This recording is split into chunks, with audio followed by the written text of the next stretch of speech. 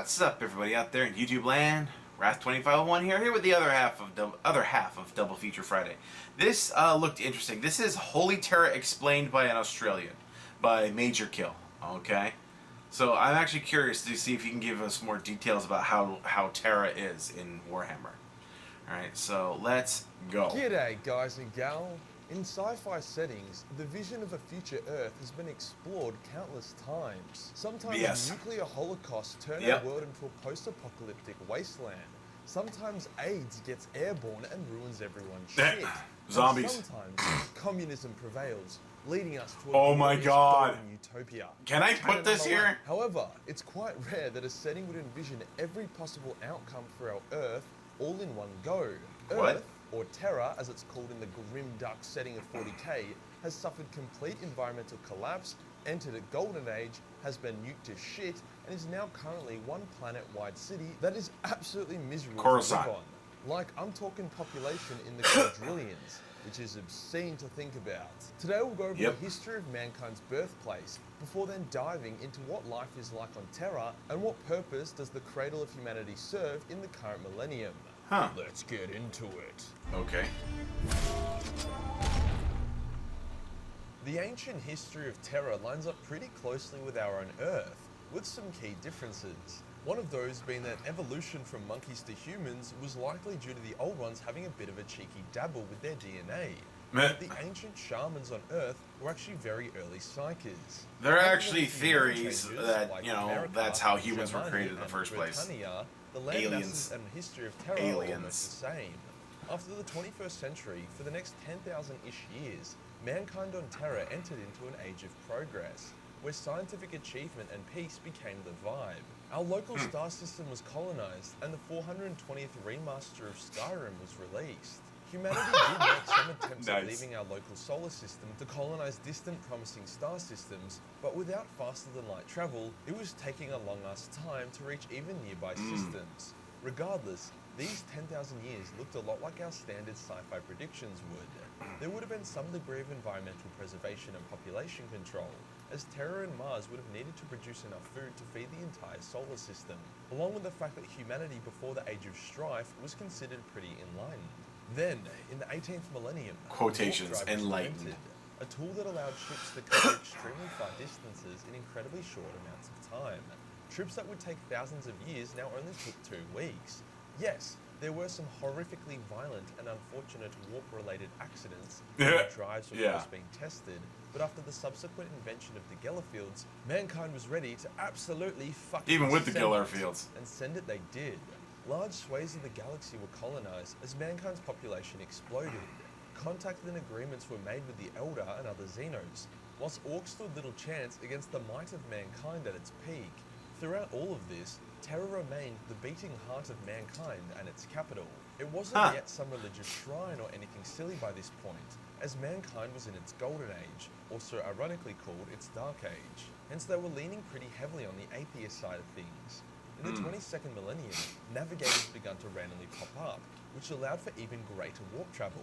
Humanity was unstoppable, until it fucking wasn't. Until it They stopped. must not have been watching many movies in the 25th millennium, as when their legions of robotic AI servants rode up against them, they were taken by surprise. All their obscene weaponry was turned on themselves, as they battled for their very existence. Mankind, with the help of various Xenos, did triumph over their ungrateful asshole robots, but the damage was bad.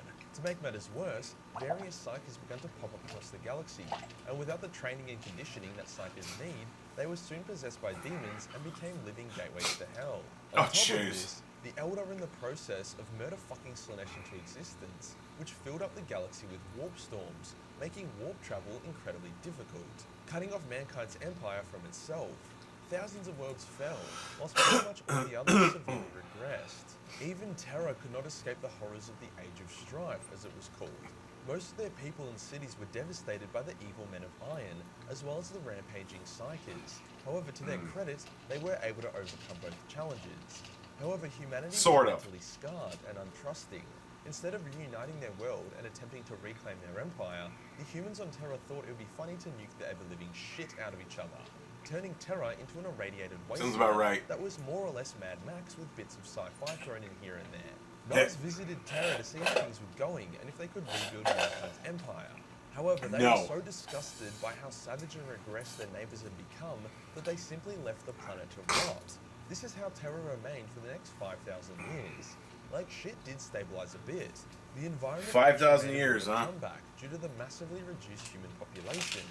Various empires rose, some of which still maintain various technologies from mankind's golden age. With the birth of Slaanesh soon to occur, an opportunity arose. An opportunity that one gold-obsessed man took. See, the Emperor had been in Terra this whole time. Man was over 20,000 years old. However, he did not intervene or try and take over, as A, mankind was doing fine, and B, mankind had the means to destroy him if they did not like what he had to say. Oh, shit. Mankind now in its weakened state, as well as the fact that Slaanesh's birth had removed most of the warp storms that prevented interstellar travel, the Emperor made his move.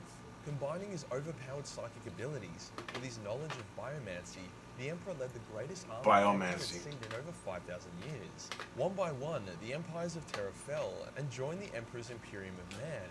Once the Unification Wars, as it was called, came to a close, the Emperor lubed himself up and prepared to make his way with the galaxy. Dude! Off into the stars. Terra was once again the heart of mankind's second attempt at clapping some galactic cheeks. It quickly went from a polluted wasteland to a very, very populated and polluted megacity. Yeah. On Terra for a time, but that too was soon polluted beyond use and eventually evaporated. To the Emperor's credit, the mad lad evaporated where? Why doesn't it just disappear? Off huge imperial palace. So that was pretty cool. It basically became Coruscant from Star Wars, but way shittier and way more populated. But don't worry. It would get even shittier. It gets worse! When went full bulb jihadist mode and attacked Terra, the world was fortified. Most of the beautiful and cultural architecture was torn down and replaced with vicious fortifications. When the battle begun, the only place that was actually properly defended was the Imperial Palace. The rest of the world was told to basically just clench their assholes real tight. Jeez! Sounds about right. Sounds like the government. As the traders focused their efforts on sieging the palace. But as the siege went on, the Emperor's children space marines got bored, and they decided to use the populace of Terra for entertainment. They hunted, killed, and kidnapped millions of people before, I kid you not, turning them into space cocaine. Terrible time to be an Imperial citizen. What the hell? The kicker. Despite a shitload of them dying, the world was so populated that it barely made a dent. Horus dies, and the Emperor ascends to godhood, being placed onto the Golden Throne and turning Terra into one big wank fiesta for the Emperor. Although it seemed impossible, Terra's population once again dramatically increased. No longer was it just the capital of mankind, it was now the resting place of humanity's literal god. Even the irradiated sewage of the world was now considered sacred and holy. Over the next 10,000 years, various bad apocalyptic shit would hit Terra and cause millions of deaths.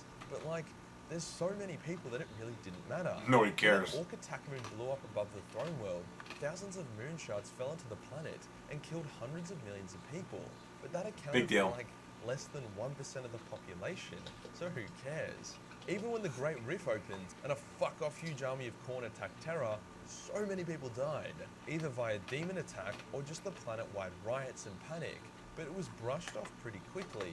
Every bit of food, water, and natural resource in Terra has to be imported, as the planet has been stripped clean.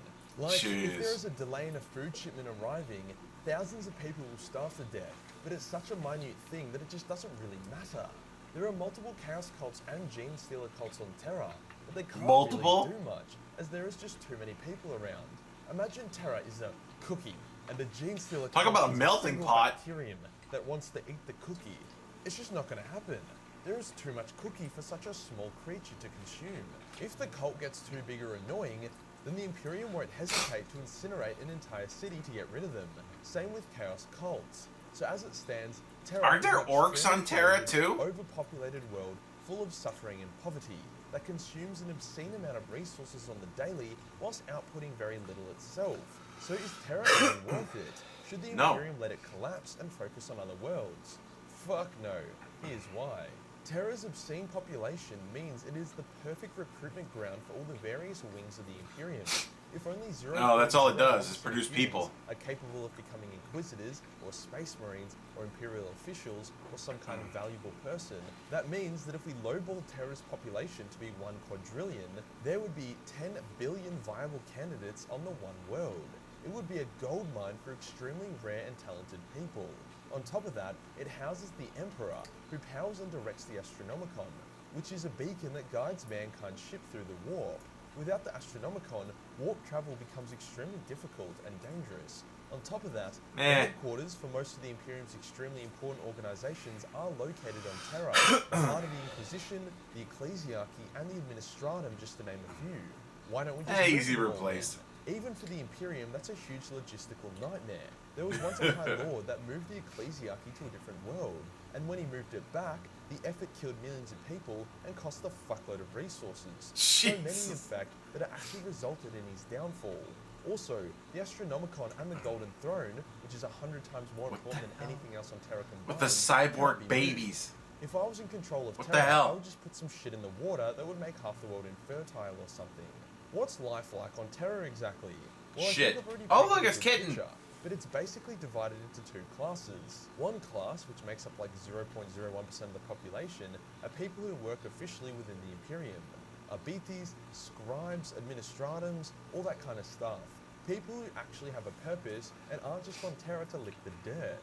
Their lives, although not amazing, are lives that are livable. Small apartments, some time to rest occasionally, and away from all the crime and buzz of the rest of the world. To be honest, the greatest honor on Terra would be to get sent away on official business. For the other 99.99% of the world, fucking shit life, fight over scraps, barely any time to yourself, and if a food or water delivery is slow, then yeah, have fun avoiding the cannibals. The grim dark irony of 40k is that on mankind's homeworld, their capital, the resting place of their god, life is as bad as it gets. Huh. Best place not to be. Okay, so he's he cut it off right there where he starts to advertise his Warhammer hentai, his schmentai on his Patreon. Anyway, so that's interesting to know that, you know, Earth still sucks in the future, in the grim dark of the 41st millennium. Guess what? Earth still sucks ass. No, but I thought he didn't mention it, but I could have sworn that I saw somebody mention that there are actually orcs still on Earth, and they pop up on the surface and get into fights with shit and, you know, back and forth. Let me know if you guys know about that in the comments. Anyway, I hope you guys enjoyed that. Like this video, subscribe, guys, and of course, click on the link to the original down in the description. Get down to Major Kill's channel, like the original, sub to him over there. I will see you guys next time. Tune in every day for new content. Bye bye.